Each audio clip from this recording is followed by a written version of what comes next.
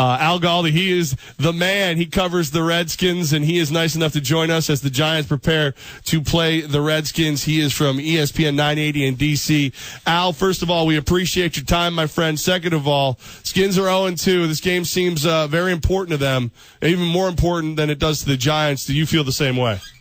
Yeah, without question, guys. And, it's not just that the Redskins are 0-2. It's that they're 0-2 at home, and it's also that the last week has taken on a very familiar feel here in D.C. from a standpoint of we are back to having reports that are anonymously sourced, and there's a growing feeling that this season is becoming, more along the lines of dysfunction as we have seen way too often in Redskins seasons past. And it's been really unfortunate, but there have been two major reports within the last 7 days that speak to people talking out of turn, people not being all on the same page. And so this team, I think, is in desperate need for a victory, not just from a standing standpoint, but from a let's all feel good again standpoint. And let's not let this season get completely derailed. These internal reports talking about seeking out a turn and things like that, most of them revolve around the quarterback, Kirk Cousins? Well, the first one did, and that's a report I think most people are aware of, Mike Florio on Pro Football Talk on Sunday night. The second one, though, comes out a few days later from Britt McHenry of ESPN, saying that Josh Norman is going to be shadowing Odell Beckham Jr. Now, on the surface, you say, well, what's the real harm there? Well, first of all, it's a reveal of strategy that I don't know why anyone inside the Redskins would ever try to reveal, but apparently that took place.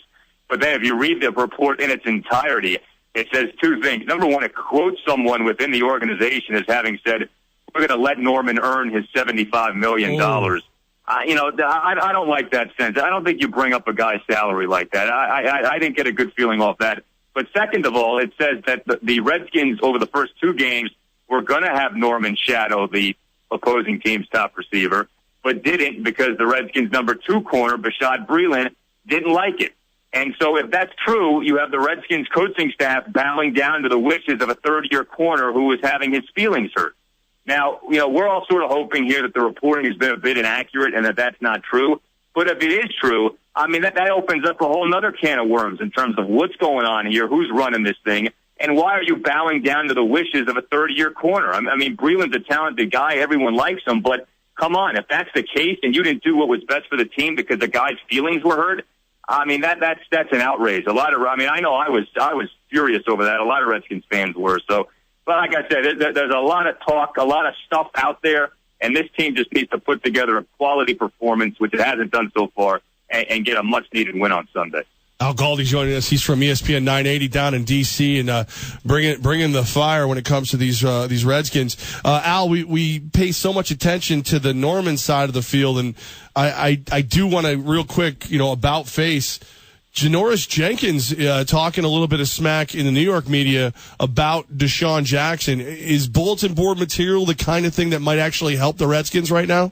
I don't think it hurts.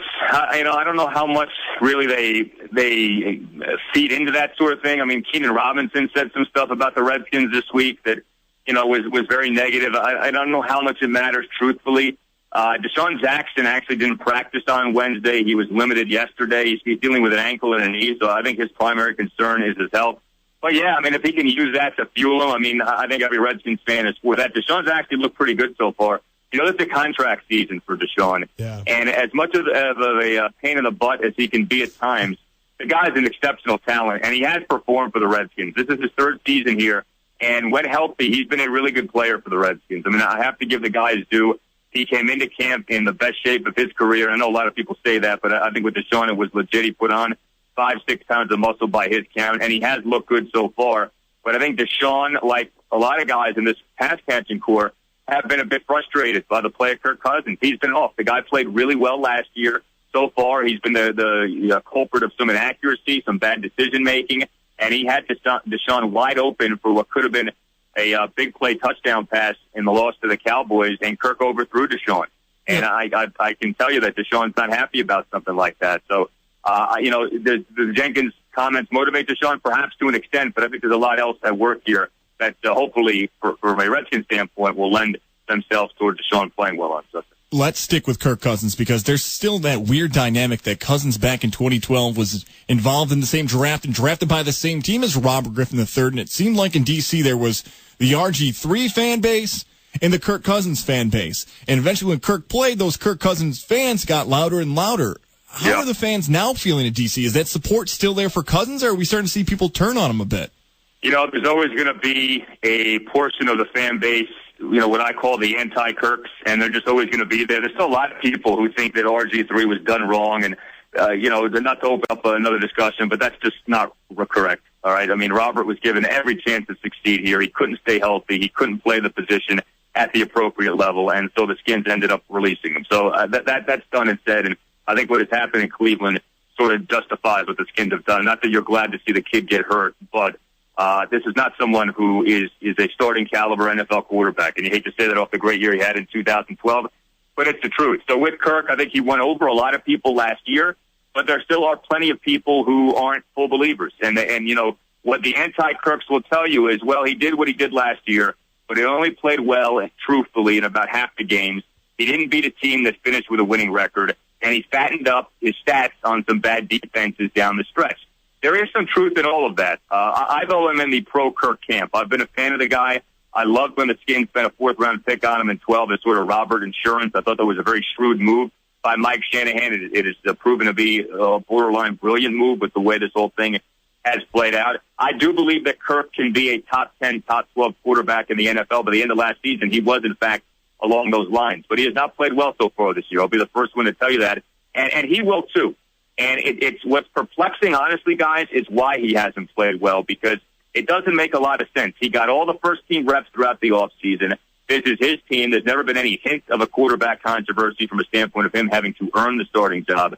He's got a receiving core and a tight end core that is about as good as the Redskins have had in a number of years. He's got a coaching staff and an offensive coordinator who love him and who truly believe in him. Trust me on that. I don't understand why he hasn't played well. I mean, a lot of the onus here is on him. He's got to go out and perform, and he has not done that so far, to be brutally honest with you. ESPN 980's Al Galdi joins us right here on ESPN Radio 104.5 The Team, getting ready for Skins Giants this weekend. Al, with all this turmoil all of a sudden on a team that was able to withstand, outlast, and outplay and take down the NFC East last year, is this a situation where a Kirk Cousins and maybe a Jay Gruden need to make the playoffs or else?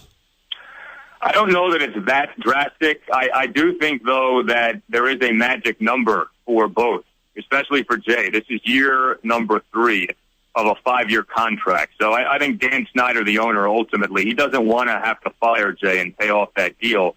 But I think there is a magic number. And my guess would be that magic number is 7. If the Skins don't go at least 7-9, then I think a lot of things are on the table. Of course, a lot of this depends on how it all looks, right? I mean, if Kirk plays really well, but the defense stinks and they go 6-10, okay, different conversation. But all things being equal, I think the Skins have to have at least a respectable, representative type year. They can't have a fall off the cliff kind of year, which they have had so many times in their recent history, guys. Redskins haven't made the playoffs in back-to-back years since 91, 92.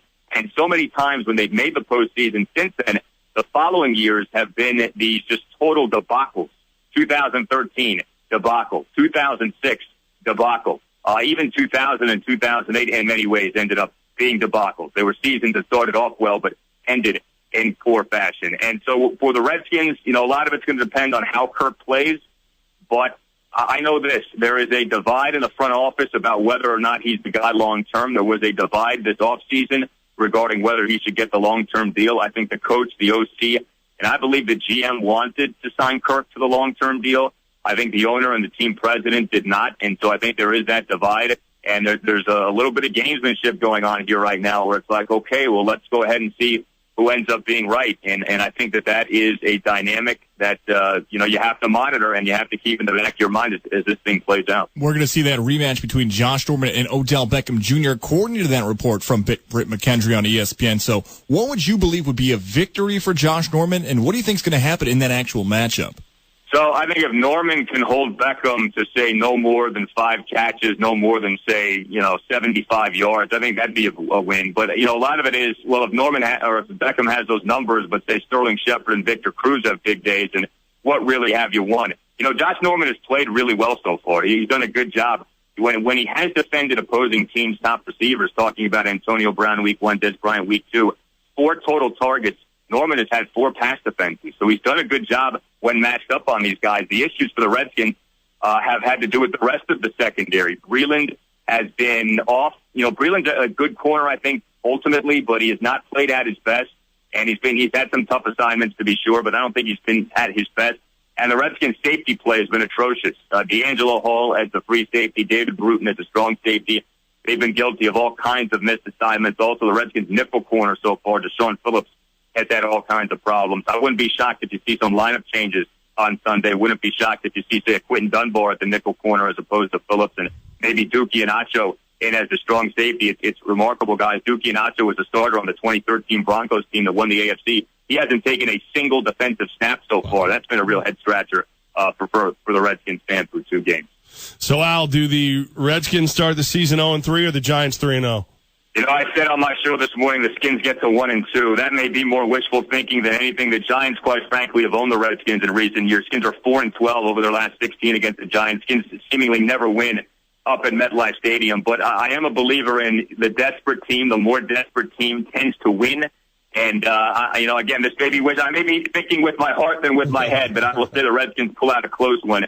But listen, the Giants right now certainly appear to be the better team, and the Redskins have got to get their act together. One of the things that really bothered me, I know, here you have New England with every excuse in the world to have lost, and the Patriots are 3-0. The Redskins have got to man up. There's finger pointing going on. There's some excuse making going on. These guys have got to put on their big boy pants, for lack of a better phrase, and find a way to get a win. And the hope would be that kind of desperation sinks in and these guys step forward and put together a quality performance on Sunday, because this is a talented team, but it has not played that way so far. Follow him on Twitter at Al Galdi. He is from ESPN 980 Redskins Radio. We appreciate your insight, my friend. All right, enjoyed it, guys. Thank you.